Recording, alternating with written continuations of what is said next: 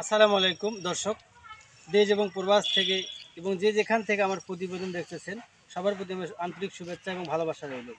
আশা করি সবাই ভালো আছেন। আজকে আমি চলে আসলাম আমার নিজস্ব জমি জারা ঘাস চাষ করি। প্রায় 3 বছর যাবত আমি জারা ঘাস চাষ করে আসতেছি।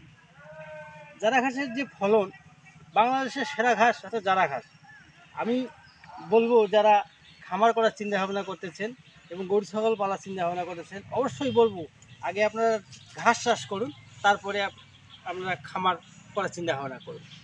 যদি আপনারা খামারে লাভবান হতে চান, তাড়াতাড়ি মানে ডেভেলপ হতে চান, উন্নতি করতে চান, তাহলে অবশ্যই আপনার ঘাস চাষ করতে হবে। গরুর ঘাস ছাড়া কোনো বিকল্প নেই। ঘাস হচ্ছে আপনার গরুর প্রধান খাদ্য।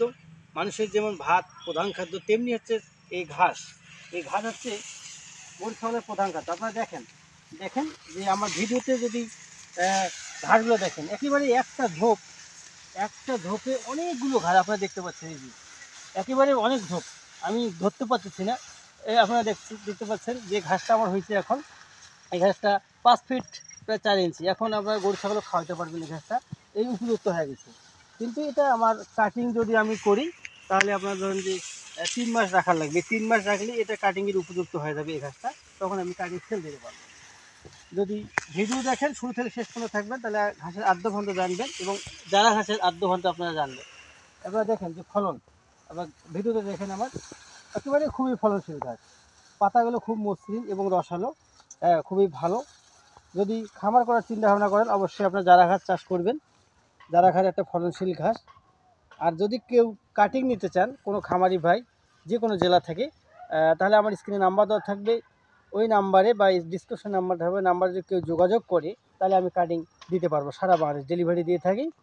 প্রতিনিয়ত তো কাটিং থাকে আমার, 2, 4, 5, 10 হাজার যেরকম অর্ডার করে সেরকম আমি কাটিং জেলার মাধ্যমে পাঠাই দিই। এই ঘাস হচ্ছে যে খামারের জন্য খুবই ভালো প্রযোজ্য ঘাস। গরু ছাগল খুব ভালো খায় এবং খাইতে স্বাচ্ছন্দ্য বোধ করে, পছন্দ করে। আমি অনেকদিন থেকে তো কাটিং দিয়ে আসতেছি।